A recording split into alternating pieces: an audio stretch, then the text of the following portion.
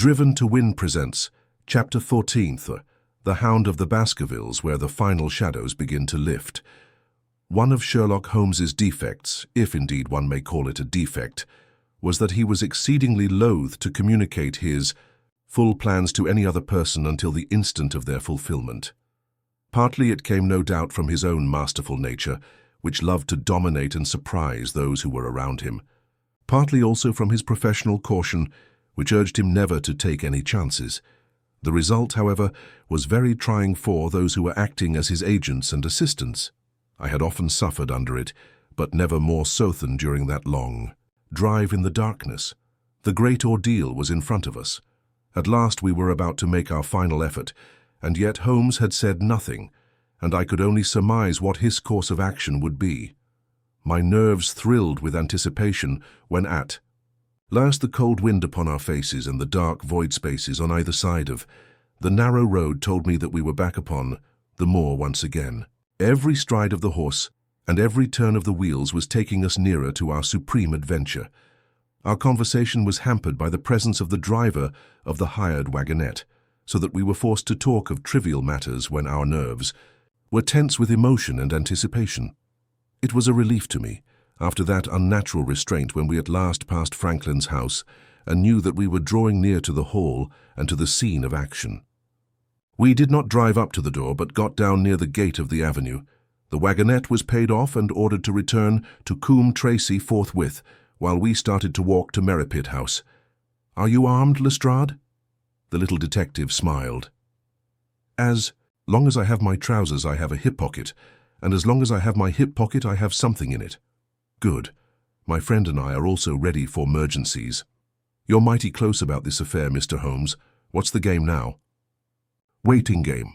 "My word, it does not seem a very cheerful place," said the detective with a shiver, glancing round him at the gloomy slopes of the hill and at the huge lake of fog which lay over the Grimpen Mire. "I see the lights of a house ahead of us." "That is Merripit House and the end of our journey. I must request you to walk on tiptoe and not to talk above a whisper."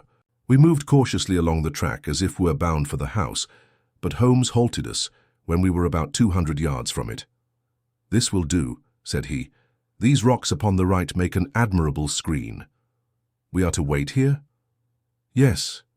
We shall make our little ambush here. Get into this hollow, Lestrade. You have been inside the house, have you not, Watson? Can you tell the position of the rooms? What are those latticed windows at this end?" "I think they are the kitchen windows." "And the one beyond which shines so brightly? That is certainly the dining room. The blinds are up. You know the lie of the land best. Creep forward quietly and see what they are doing, but for heaven's sake don't let them know that they are watched." I tiptoed down the path and stooped behind the low wall which surrounded the stunted orchard. Creeping in its shadow, I reached a point whence I could look straight through the uncurtained window. There were only two men in the room, Sir Henry and Stapleton. They sat with their profiles towards me on either side of the round table. Both of them were smoking cigars, and coffee and wine were in front of them. Stapleton was talking with animation, but the baronet looked pale and distrait. Perhaps the thought of that lonely walk across the ill-omened moor was weighing heavily upon his mind. As I watched them, Stapleton rose and left the room, while Sir Henry filled his glass again and leaned back in his chair, puffing at his cigar. I heard the creak of a door and the crisp sound of boots upon gravel. The steps passed along the path on the other side of the wall under which it crouched. Looking over, I saw the naturalist pause at the door of an outhouse in the corner of the orchard. Our key turned in a lock, and as he passed in there was a curious scuffling noise from within. He was only a minute or so inside, and then I heard the key turn once more, and he passed me and re-entered the house. I saw him rejoin his guest, and I crept quietly back to where my companions were waiting to tell them what I had seen. "You say, Watson, that the lady is not there?" Holmes asked when I had finished my report. "No." "Where can she be, then, since there is no light in any other room except the kitchen?" "I cannot think where she is. I have said that over the great Grimpen Mere there hung a dense white fog. It was drifting slowly in our direction and banked itself up like a-wall on that side of us, low but thick and well-defined. The moon shone on it, and it looked like a great shimmering ice field. with the heads of the distant tors as rocks borne upon its surface. Holmes's face was turned towards it, and he muttered impatiently as he watched its sluggish drift. "It's moving. Towards us, Watson." "Is that serious?" "Very serious indeed, the one thing upon earth which could have disarranged my plans. It can't be very long now. It is already 10 o'clock. Our success and even his life may depend upon his coming out before the fog. He's over the path." The night was clear and fine above us. The stars shone cold and bright while a half-moon bathed the whole scene in a soft, uncertain light. Before us lay the dark bulk of the house, its serrated roof and bristling chimneys hard. Outlined against the silver-spangled sky, broad bars of golden light from the lower windows stretched across the orchard and the moor. One of them was suddenly shut off. The servants had left the kitchen. There only remained the lamp in the dining room, where the two men, the murderous host, and the unconscious guest, still chatted over their cigars. Every minute that white woolly plain which covered one half of the moor was drifting closer and closer to the house. Already the first thin wisps of it were curling across the golden square of the lighted window. The farther wall of the orchard was already invisible, and the trees were standing out of a swirl of white vapor. As we watched it, the fog wreaths came, crawling round both corners of the house, and rolled slowly into one dense bank, on which the upper floor and the roof floated like a strange ship upon a shadowy sea. Holmes struck his hand passionately upon the rock in front of us, and stamped his feet in his impatience. "If he isn't out in a quarter of an hour, the path will be covered. In half an hour we won't be able to see our hands in front of us. Shall we move farther back upon higher ground?" "Yes, I think it would be as well." So as the fog bank flowed onward, we fell back before it until we were half a mile from the house. And still that dense white sea, with the moon silvering its upper edge, swept slowly and inexorably on. "We are going too far," said Holmes. "We dare not take the chance of his being overtaken before he can reach us. At all costs we must hold our ground where we are." He dropped on his knees and clapped his ear to the ground. "Thank God I think that I hear him coming." A sound of quick steps broke the silence of the moor. Crouching among the stones, we stared intently at the silver-tipped bank in front of us. The steps grew louder, and through the fog, as through a curtain, there stepped the man whom we were awaiting. He looked round him in surprise as emerged into the clear, starlit night. Then he came swiftly along the path, passed close to where we lay, and went on up the long slope behind us. As he walked, he glanced continually over either shoulder, like a man who is ill at ease. "Hist!" cried Holmes, and I heard the sharp click of a cocking pistol. "Look out, it's coming!" There was a thin, crisp, continuous patter from somewhere in the heart of that crawling bank. The cloud was within 50 yards of where we lay, and we glared at it, all three, uncertain what horror was about to break from the heart of it. I was at Holmes's elbow, and I glanced for an instant at his face. It was pale and exultant, his eyes shining brightly in the moonlight. But suddenly they started forward in a rigid, fixed stare, and his lips parted in amazement. At the same instant, Lestrade gave a yell of terror and threw himself face downward upon the ground. I sprang to my feet, my inert hand grasping my pistol, my mind paralyzed by the dreadful shape which had sprung out upon us from the shadows of the fog. A hound it was, an enormous coal-black hound, but not such a hound as mortal eyes have ever seen. Fire burst from its open mouth. Its eyes glowed with a smouldering glare. Its muzzle and hackles and dewlap were outlined in flickering flame. Never in the delirious dream of a disordered brain could anything more savage, more appalling, more hellish be conceived than that dark form and savage face which broke upon us out of the wall of fog. With long bounds, the huge black creature was leaping down the track, following hard upon the footsteps of our friend. So paralyzed were we by the apparition that we allowed him to pass before we had recovered our nerve. Then Holmes and I both fired together, and the creature gave a hideous howl, which showed that one at least had hit him. He did not pause, however, but bounded onward. Far away on the path we saw Sir Henry looking back, his face white in the moonlight, his hands raised in horror, glaring helplessly at the frightful thing which was hunting him down. But that cry of pain from the hound had blown all our fears to the winds. If he was vulnerable, he was mortal, and if we could wound him, we could kill him. Never have I seen a man run as Holmes ran that night. I am reckoned fleet of foot, but he outpaced me as much as I outpaced the little professional. In front of us, as we flew up the track, we heard scream after scream from Sir Henry and the deep roar of the hound. I was in time to see the beast spring upon its victim, hurl him to the ground and worry at his throat. But the next instant Holmes had emptied 5 barrels of his revolver into the creature's flank. With a last howl of agony and a vicious snap in the air, it rolled upon its back, 4 feet pawing furiously, and then fell limp upon its side. I stooped, panting, and pressed my pistol to the dreadful, shimmering head, but it was useless to press the trigger. The giant hound was dead. Sir Henry lay insensible where he had fallen. We tore away his collar, and Holmes breathed a prayer of gratitude when we saw that there was no sign of a wound and that the rescue had been in time. Already our friend's eyelids shivered, and he made a feeble effort to move. Lestrade thrust this brandy flask between the baronet's teeth, and 2 frightened eyes were looking up at us. "My God," he whispered. "What was it? What in heaven's name was it?" "It's dead, whatever it is," said Holmes. "We've laid the family ghost once and forever." In mere size and strength it was a terrible creature, which was lying stretched before us. It was not a pure bloodhound, and it was not a pure mastiff, but it appeared to be a combination of the two, gaunt, savage, and as large as a small lioness. Even now, in the stillness of death, the huge jaws seemed to be dripping with a bluish flame, and the small, deep-set, cruel eyes were ringed with fire. I placed my hand upon the glowing muzzle, and as I held them up, my own fingers smouldered and gleamed. "In the darkness. Phosphorus," I said. "A cunning preparation of it," said Holmes, sniffing at the dead animal. "There is no smell which might have interfered with his power of scent. We owe you a deep apology, Sir Henry, for having exposed you to this fright. I was prepared for a hound, but not for such a creature as this. And the fog gave us little time to receive him. You have saved my life. Having first endangered it, are you strong enough to stand? Give me another mouthful of that brandy, and I shall be ready for anything. So, now, if you will help me up, what do you propose to do?" "To leave you here. You are not fit for further adventures tonight. If you will wait, one or other of us will go back with you to the hall."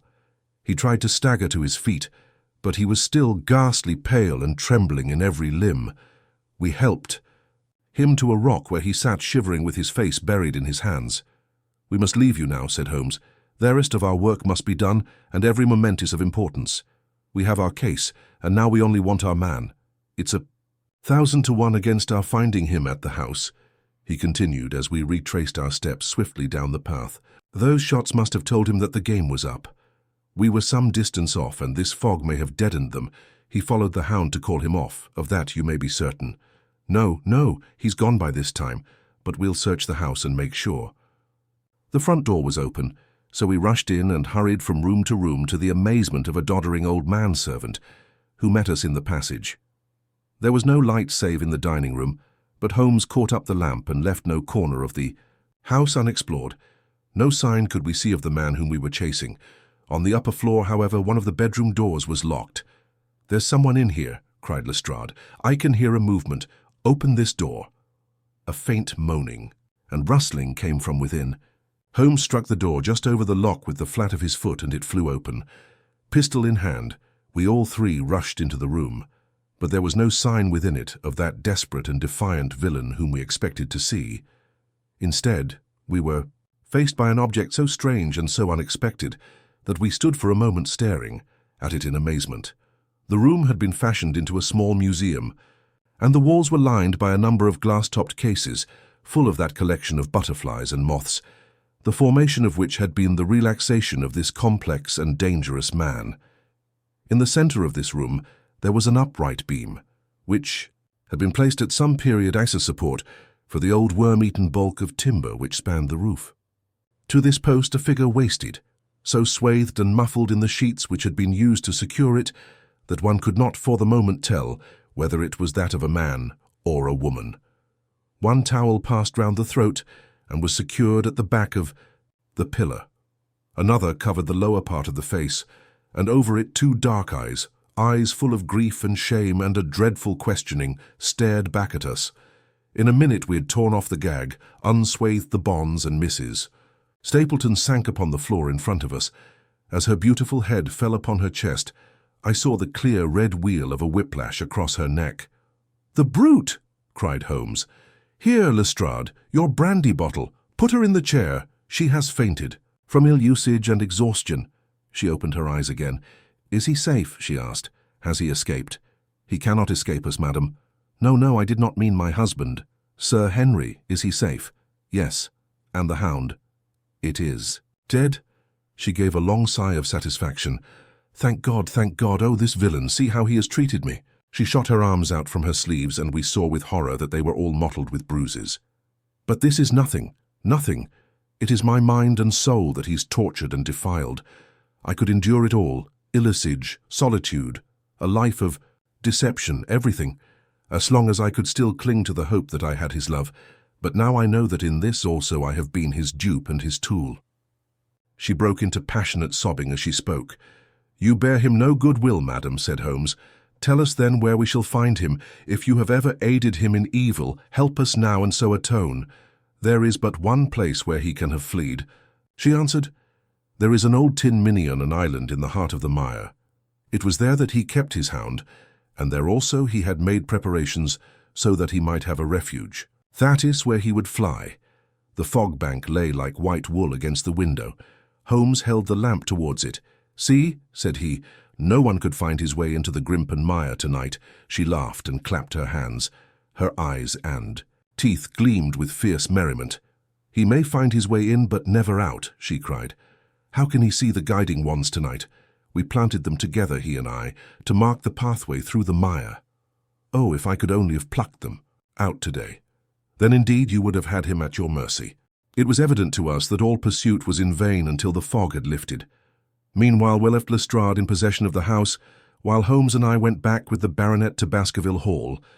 The story of the Stapletons could no longer be withheld from him, but he took the blow bravely when he learned the truth about the woman whom he had loved. But the shock of the night's adventures had shattered his nerves, and before morning he lay delirious in a high fever under the care of Dr. Mortimer. The two of them were destined to travel together round the world before Sir Henry had become once more the hale, hearty man that he had been before he became master of that ill-omened estate. And now I come rapidly to the conclusion of this singular narrative, in which I have tried to make the reader share those dark fears and vague surmises which clouded our lives so long and ended in so tragic a manner. On the morning after the death of the hound, the fog had lifted, and we were guided by Mrs. Stapleton to the point where they had found a pathway through the bog. He helped us to realize the horror of this woman's life when we saw the eagerness and joy with which she laid us on her husband's track. We left her standing upon the thin peninsula of firm, peaty soil which tapered out into the widespread bog.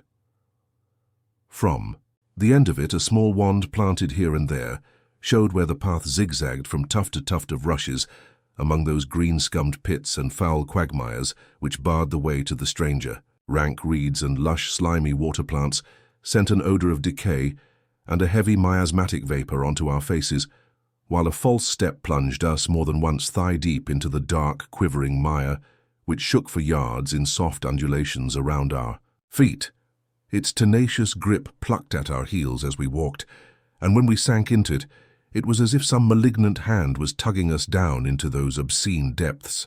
So grim and purposeful was the clutch in which it held us. Once only we saw a trace that someone had passed that perilous way before us.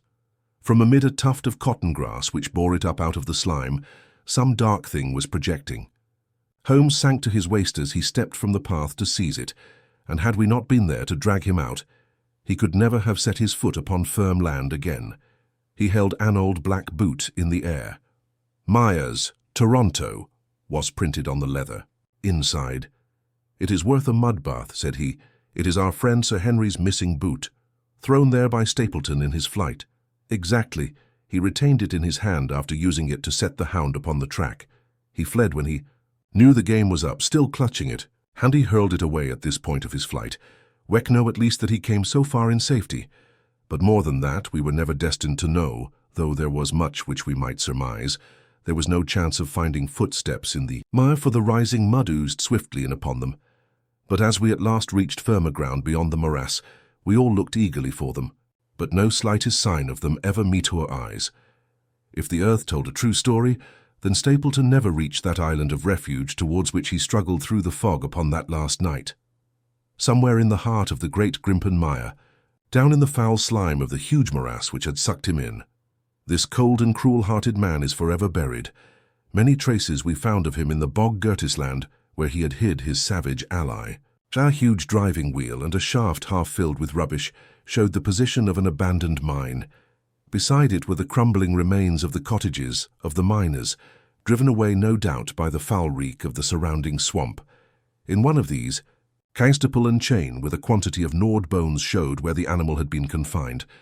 A skeleton, with a tangle of brown hair adhering to it, lay among the debris. "A dog," said Holmes. "By Jove, a curly-haired spaniel.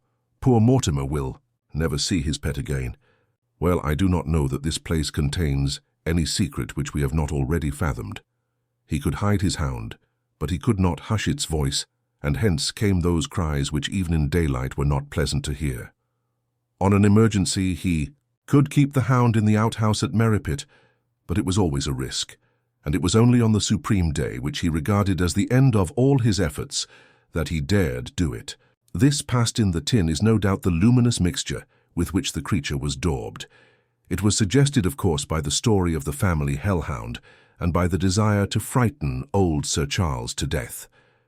No wonder the poor devil of a convict ran, and screamed, even as our friend did, and as we ourselves might have done when he saw such a creature bounding through the darkness of the moor upon his track.